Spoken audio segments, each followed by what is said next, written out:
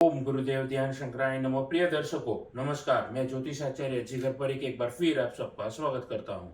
और जैसा कि आप थंबनेल में पढ़ चुके हैं, मैं आप सबसे बात करने वाला हूं आज मार्च के महीने के बारे में, जो कि मंगल की पहली राशि क्रमांक में पहली राशि मेष लगन के जातकों के बारे में मैं बतलाने वाला हूं। और अपनी वाणी को ये प्रारंभ करता हूं। छोटा सा निवेदन करना चाहूँगा कि मेरे यूट्यूब चैनल को, फेसबुक को आप ज़्यादा से ज़्यादा लाइक करिए, सब्सक्राइब करिए। अच्छी बात लगी हो तो कमेंट सेक्शन में जाकर के आप लिख भी सकते हैं। नोटिफिकेशन बेल को दबाना ना भूलिएगा।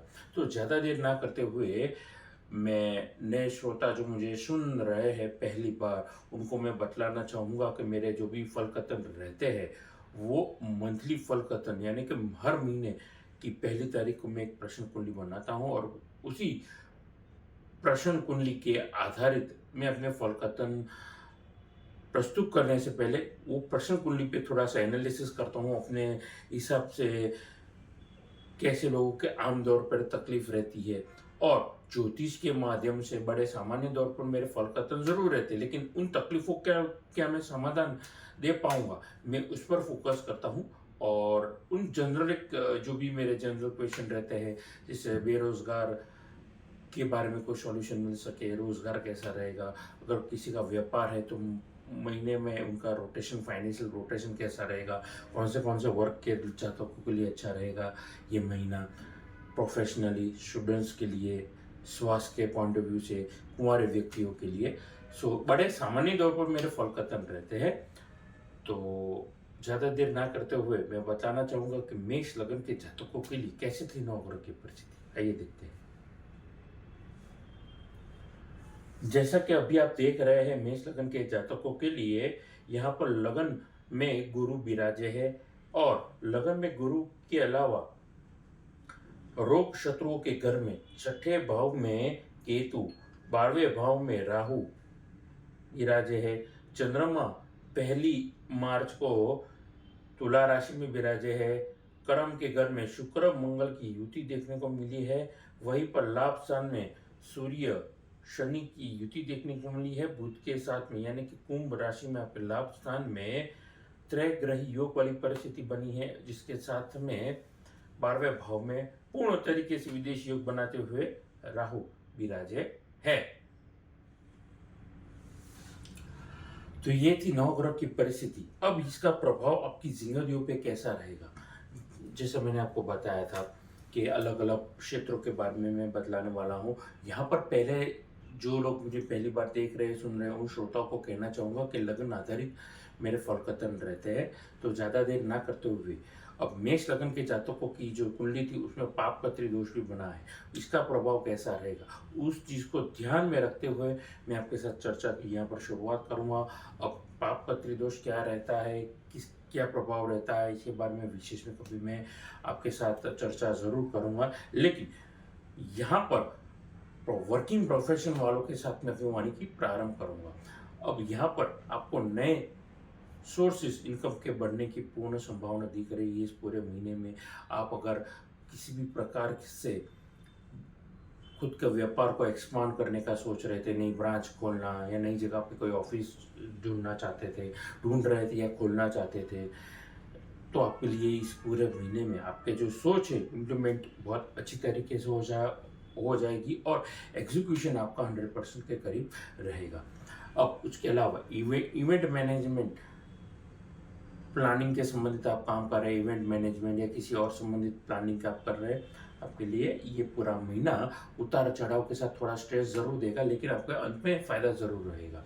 उसके अलावा spa, gym, salon, hotel, restaurant, ये सारे वर्ग के जातक जो भी है मुझे देख रहे हैं, सुन रहे हैं, उनके लिए पूरा महीना उतार चढ़ाव से भरा रहेगा, लेकिन महीने के अंत में आपको एक अच्छा खासा मंथली प्रॉफिट आपको जरूर देता जाएगा।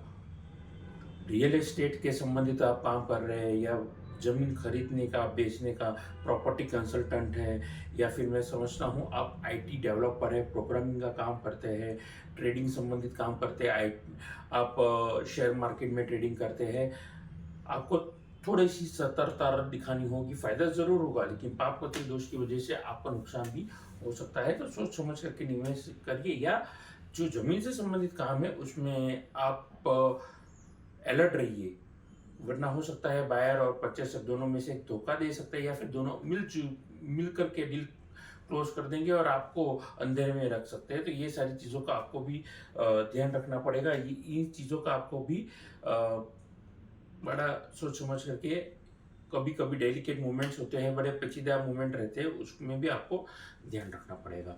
आगे बातचीत करना चाहूँगा यहाँ पर नौकरी वर्ग के जातकों के बारे में। देखिए, नौकरी वर्ग के लिए ये पूरा महीना आपको थोड़ा संभालना रहेगा। 100% से ज़्यादा आपको डेडिकेशन दिखाना पड़ेगा, वर्क ओरिएंटेड बनना पड़ेगा। वर्काहॉलिक व्यक्ति जिसका डेडिकेशन के साथ अपनी नौकरी में काम है, वैसे एक एम्प्लॉय बनना पड़ेगा। ऑफिस की नेगेटिविटी, बैक बाइटिंग, बाजू वाला स्टाफ या बाजू वाला व्यक्ति क्या कह रहा है उस पर ध्यान करते हुए अब अपने काम की ओर ध्यान रखेंगे। मैं समझता हूँ यहाँ पर आपके लिए फ़ायदेमंद ज़रूर रहेगा। उसके अलावा मैनेजमेंट के संबंधित अगर आप कोई जॉब में लगे हैं, इवेंट मैनेजमेंट या जियोलॉजिस्ट के संबंधित भी अगर आप पढ़ाई कर रहे हैं, मैं समझता हूँ इस पूरे महीने में आपके लिए एक अच्छा मेमोरेबल यादगार ये वक्त रहेगा। आगे बातचीत करना चाहूँगा यहाँ पर मेष लग्न के जातकों की निजी जिंदगी के बारे में। निजी जिंदगी कैसी रहेगी? देखिए, आप अपने माता पिता का, और शादीशुदा है तो अपने सास ससुर का ध्यान रखिए, उनकी स्वास्थ्य का ध्यान रखिए, वरना उनकी तबीयत यानी कि उनकी जो सेहत है, सेहत में गिरावट आ सकती है और तकलीफ आपके लिए बढ़ सकती है, और कष्ट वाला समय भी पूरे परिवार के लिए आ सकता है, तो ध्यान में रखेगा। उसके अलावा निजी जिंदगी में अपने निकट के जो भी परिवार जन है, कुटुंब जनी है, व्यक्ति विशेष जो भी आपके परिवार के प्रिय व्यक्ति है, उनको छोड़ करके आप किसी पे भी विश्वास ना करिए, क्योंकि आपने ही आपको आंखें खोलने का काम करने वाले हैं। अगर आपने ज़रूरत से ज़्यादा ब्लाइंड ट्रस्ट दिखाया है तो ध्यान में रखेगा मेरी बातचीत को। यहाँ पर मेष लग्न के जातकों के लिए सप्तम भाव में जो चंद्रमा है वो कहीं ना कहीं आपके लिए शुभ संकेत ला रहा है। यानी कि अगर आप अपने लिए मन चाहे जीवन साथी ढूंढ रहे हैं, वर वधु, आपकी सगाई और फिर शादी होने की पूर्ण संभावना दिख रही है। आगे मैं बातचीत करना चाहूँगा मेष लग्न के स्वास्थ्य के बारे में। मेष लग्न के जातक जो भी मुझे देख रहे हैं, उनको उनकी हड्डियों का ध्यान रखना है। पहली चीज़ एक्सीडेंट से ध्यान रखना है। दूसरी चीज़, तीसरी चीज़, डाइजेस्टिव सिस्टम से संबंधित तकलीफ हो सकती है, एसिडिटी के संबंधित तकलीफ हो सकती है, तो थोड़ा अपनी हेल्थ को प्रायोरिटाइज करेंगे। मैं समझता हूँ आपके लिए ये वक्त जो रहेगा वो फायदेमंद रहेगा। अब आखिर में जाने से पहले मेष लग्न के विद्यार्थी वर्ग के लिए कैसा ये वक्त रहेगा? देखिए, विद्यार्थी वर्ग के लिए मैं कह सकता हूँ कि आपके लिए बड़ा यादगार लम्हा ले सकता है ये महीना। अगर आप डिफेंस से संबंधित पढ़ाई कर रहे हैं, गवर्नमेंट के संबंधित डिफेंस के सेक्टर्स में अगर आप एंट्रेंस एग्जाम की संबंधित पढ़ाई कर रहे हैं, अप्रोच कर रहे हैं, अपना फिजिकल टेस्ट या रिटन टेस्ट में अगर आप कर रहे हैं, बहुत हार्ड वर्क मांगने वाला है, लेकिन ये हार्ड वर्क वर्थ रहने वाला है। आप जो भी अपने एफर्ट्स डालेंगे, all those goods efforts are going to give you a wonderful positive unexpected but positive results. So keep calm, stay focused and keep doing the hard work. तो ये थी मेरी बातचीत मेष लग्न के जातकों के बारे में। जाने से पहले उपायों में शिव संबंधित कोई भी पूजन करेंगे आपके लिए फायदा रहेगा। नीलम रत्न पहनना आपके लिए फायदेमंद परिस्थिति को जरूर दे सकता है। उसके अलावा पुखरात रत्न भी पहनेंगे देवगुरु बृहस्पति का, वो भी फायदेमंद परिस्थिति आपके लिए बना सकती है, क्योंकि लाभ स्थान में चल रहे हैं शनि और लग्न में बैठे हैं गुरु, तो कहीं ना कहीं ये आपके लिए विशेषता वाला वक्त दे रहा है। और दूसरी बड़ी बात, यहाँ पर अगर आप शिव संबंधित कोई भी पूजन लगातार अगर आप करते रहेंगे बिना रुके हर रोज, आपके लिए फायदेमंद ये परिस्थिति जरूर रहेगी। तो यहीं पर अपनी वाणी को आराम देना चाहूँगा। जाने से पहले आप अच्छी क्वालिटी के रुद्राक्ष रत्न श्रीयंत्र खरीदना चाहते हैं, कुंडली विश्लेषण करवाना चाहते हैं, तो नीचे दिए गए नंबर पर आप मेरा संपर्क कर सकते हैं। नमस्कार।